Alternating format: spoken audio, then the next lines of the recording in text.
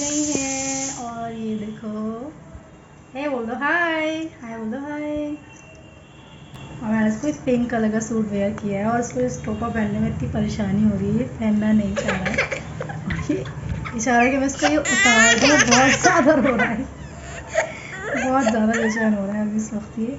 और मैंने इसको रात को पहनाया था और पूरे दिन, और देखो मुझे अभी ये ब्लॉगिंग करते समय देख रहा है। Bye bye bye bye bye कर दो,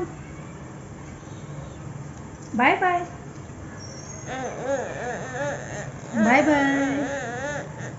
हे everyone, welcome to my YouTube channel ज़िवस ब्लॉग किचन। मैं उम्मीद करती हूँ कि आप सब ठीक होंगे और अल्हम्दुलिल्लाह मैं भी बिल्कुल ठीक हूँ। तो फ्रेंड्स, अभी सुबह के 8:30 बज रहे हैं और अभी अजहान सुबह सुबह उठ गया था। जैसे कि आप सब जानते हैं कि सुबह ज़ैद स्कूल जाता है तो स्कूल के टाइम पर अजहान उठ जाता है और अभी सुबह 8:30 या 9 का टाइम हो रहा था। तो अभी ये खेल रहा है।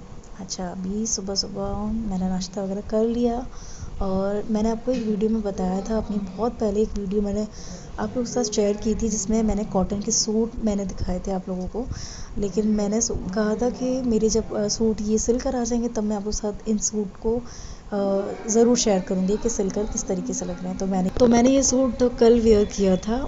तो आज अभी मॉर्निंग का टाइम है और ये सूट पिंक कलर का है। तो सूट सिलकर कुछ इस तरीके से लग रहा है और मैंने ना लेंथी सूट बनवाए थे और मैंने बहुत टाइम से सूट नहीं पहने थे। मोस्टली ऐसा होता है कि मैं या तो प्लाज़ो के सूट पहन रही होती हूँ या फिर ट्राउज़र के सूट पहन रही होती हूँ।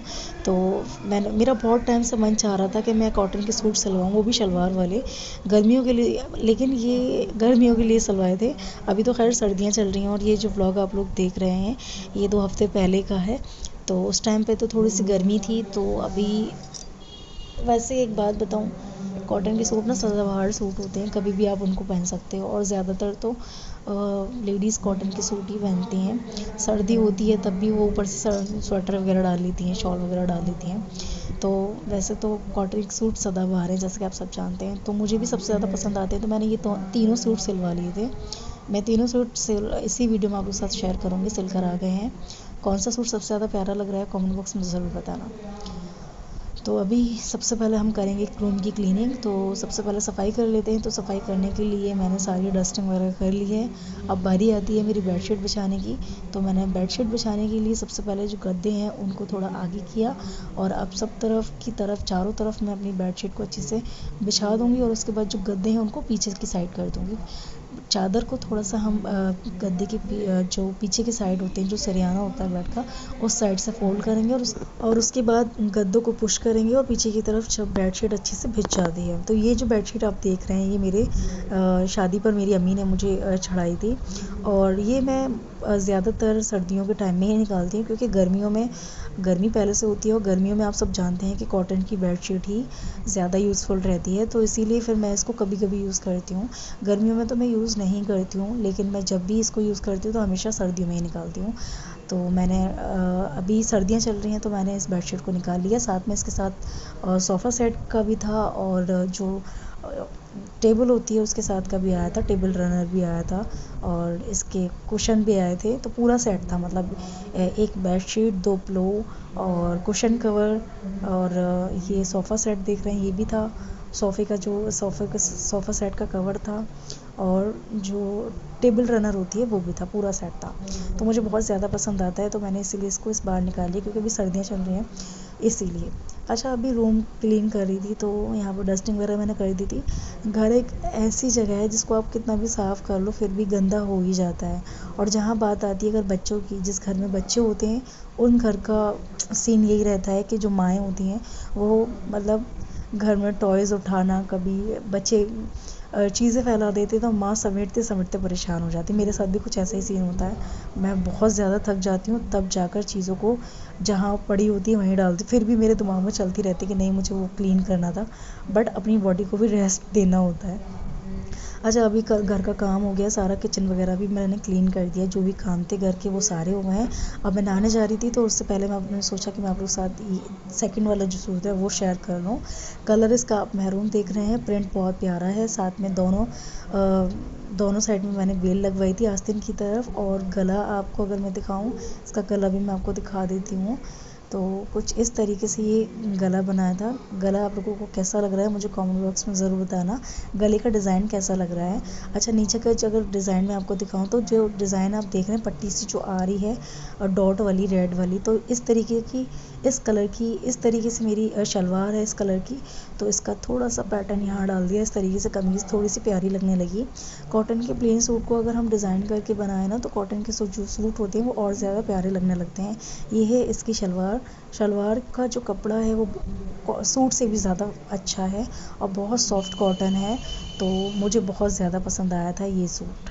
ये है इसका दुपट्टा। दुपट्टा जो है 2.25 मीटर था, 2.5 मीटर लेंथ होनी चाहिए थी, बट 2.25 मीटर भी चलता है, बहुत ज़्यादा छोटा नहीं होता है, काफ़ी ज़्यादा ब्रॉड था दुपट्टा, आप देख सकते हैं। ये सूट बहुत पहले सिल कर आ गए थे लेकिन टाइम नहीं मिला इनको शूट करने का, इसीलिए फिर मैंने सोचा कि आज के ब्लॉग में आपके साथ जो सूट है इनका बताऊँ मैं आपको। अच्छा, सबसे पहले अब घर का सारा काम हो गया, मैं नहाने जा रही थी तो मैंने सोचा नहाने से पहले अपना बाथरूम क्लीन कर लेती हूँ। तो यहाँ पर मुझे टंकियाँ जो हैं बहुत ज़्यादा गंदी लग रही थी, क्योंकि जो स्टील की जो टंकी होती हैं, जो इस तरीके से आप देख रहे हैं स्टील वाली जो टंकी होती हैं, लोहे की जो टंकी होती हैं, तो वो होता क्या है, ये ना काली जल्दी जल्दी पड़ने लगती हैं, जो जंग आ जाती है। अब जंग की वजह से ना ये इतनी गंदी लग रही थी। मैं वैसे इनको हमेशा साफ़ करती रहती हूँ, जब भी मैं अपना बाथरूम क्लीन करती हूँ तो मैं अपनी टंकियों को ज़रूर साफ़ करती हूँ। बट फिर भी ऐसा होता है कि कभी कभी घर के इतने सारे कामों की वजह से कभी कभी ये जो मेरी बाथरूम की टंकियाँ हैं इनको मैं मिस कर देती हूँ, क्योंकि घर में इतने सारे काम होते हैं, घर का काम करना, खाना पीना बनाना, सारी चीज़ें होती हैं। आप समझ सकते हैं कि हाउस वाइफ के ऊपर कितनी सारी रिस्पॉन्सिबिलिटीज़ होती हैं, बच्चों को संभालना, उनकी स्टडी कंप्लीट करवाना, हस्बैंड को देखना, तो कभी कभी कुछ काम जो होते हैं वो स्किप हो जाते हैं। तो टंकियाँ काफ़ी टाइम से वैसे मैंने धोई नहीं थी, सच बताऊँ तो मोस्टली 15 से 20 दिन हो गए थे। तो और ये जो कॉर्नर वाली देख रहे हैं वो तो मैंने बिल्कुल नहीं धोई थी, तो इसीलिए इस पर जंग आना शुरू हो गई थी। तो वैसे मेरे घर में जब ये टंकियाँ लगी थी तो जो प्लम्बर वाले जो भैया आते हैं उन्होंने बोला कि आप ना इन टंकियों का ध्यान रखना, टंकियों को अच्छे से साफ़ करना है, इन पर जंग नहीं आनी चाहिए।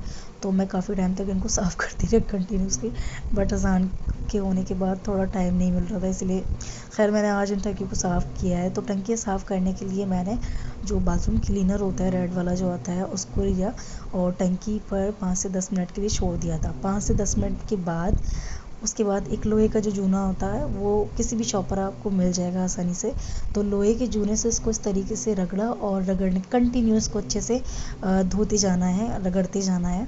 और जब ये सारी जंग हट जाएगी, जितनी भी डस्टिंग है, ये सारी जो भी जितनी गंदगी लगी टंकी पे, ये सब हट जाएगी इससे। आप चाहें तो 2 से 3 ड्रॉप गर्म पानी का भी इस्तेमाल कर सकते हैं जब इसको आप वॉश कर रहे हो तो टंकी को इस तरीके से भी साफ़ कर सकते हैं। आपकी जो टंकियाँ हैं वो अच्छे से साफ़ हो जाएंगी। मैं अपने घर की जो टंकियाँ, अपने बाथरूम की जो टंकियाँ आपके सामने खुद साफ़ करके दिखा रही हूँ। ऑफ कैमरा मैंने ये टंकियाँ साफ़ नहीं की हैं जैसे कि आप देख रहे हैं। तो आपको ज़रूरत नहीं है कि कोई एक्सपेंसिव डिश वॉश आपको यूज़ करना है, या आप टेंशन में है कि घर की जो इस तरीके से जो टंकियाँ होती हैं वो गंदी हो जाती है तो कैसे साफ़ करें। आप इस टिप को भी फॉलो कर सकते हैं। अब आप देख सकते हैं कितनी चमकदार टंकियाँ हमारी लगने लगी हैं और जो टंकियाँ हैं कितनी ज़्यादा शाइन कर रही हैं और बहुत ज़्यादा साफ़ हो गई हैं। आपके सामने मैं दिखा रही हूँ, लाइव दिखा रही हूँ आपके सामने। ऐसा नहीं है कि मैंने ऑफ कैमरा कर दिया था और मैंने ये कुछ और किया, नहीं, आपके सामने ही किया है। टेंशन लेने की ज़रूरत नहीं है, आप टंकियों को इस तरीके से भी साफ़ कर सकते हैं। तो अभी सुबह का टाइम है और यहाँ बन रही है चाय, और ये चाय जो है बन के हो रही है काली। ये सब जन भाई की चाय है अभी, और अभी नाश्ता आ रहा है। और देखो ये शीरिन कॉटन का सूट पहनी है, कितना प्यारा लग रहा है, देखो वीडियो में तो और भी ज़्यादा खूबसूरत सा सूट लग रहा है ये, है ना। और अभी मैं भी चाय एंजॉय कर रही हूँ। और मेरा फ्लोर देखो कितना ज़्यादा नीट एंड क्लीन है, देख रहे हो। सुबह सुबह मैंने रात को पूरे फ्लोर की सफाई कर दी थी। और ये है जानू भाई,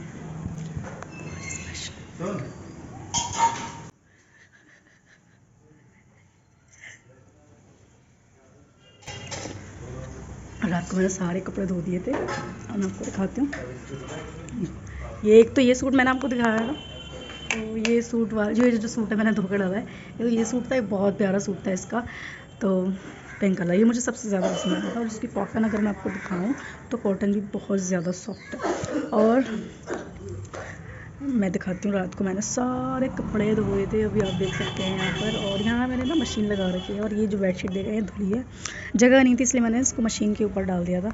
और अभी ना इसको ये सूख गई है तो मैं इसको भी फोल्ड करके रखूँगी। वो सारे जाल के ऊपर ही सुखा देती क्योंकि छत पे जाने का टाइम नहीं मिलता, और फिर सारे कपड़े मैंने यहीं सुखा दिए थे तो इसीलिए। और ये मशीन जो है मैंने यहाँ इसलिए रख रखी है, ऊपर जाने में थोड़ा सा आलस भी आता था और परेशानी भी होती थी, तो इसलिए फिर मैंने ये मशीन गैलरी में ही रख ली। मुझे आसानी हो जाती है यहीं कि यहीं मैं कपड़े धो लेती हूँ और परेशानी भी नहीं होती। फिर बच्चों के साथ ऊपर जाओ और फिर सारे काम भी रह जाते हैं, क्योंकि फिर नीचे फ्लोर पर कोई काम रह गया तो इसीलिए मैंने अपनी वॉशिंग मशीन को यहाँ पर बालकनी में रख लिया था।